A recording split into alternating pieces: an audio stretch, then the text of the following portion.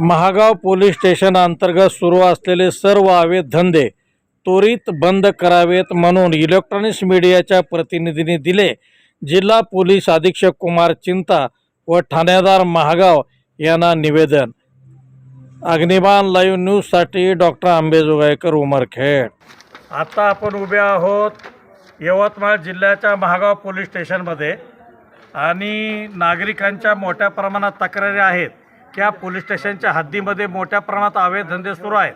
त्या अवैध धंदेमध्ये वरळी मटका असेल, क्लब असेल, अवैध रीती तस्करी असेल, गौण खनिजाची चोरी असेल, ह्यामुळे ह्या भागामध्ये मोठ्या प्रमाणात अवैध धंदे फोफाळलेले आहेत आणि पोलीस प्रशासन कुठलीही अशा लोकांवर कारवाई करत नाही।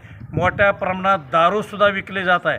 या ठिकाणी मुडाणा नावाचं गाव आहे, या ठिकाणी तर 10-15 लोक दारू विकत आहेत, परंतु पोलीस प्रशासन कुठलीही कारवाई करत नाही।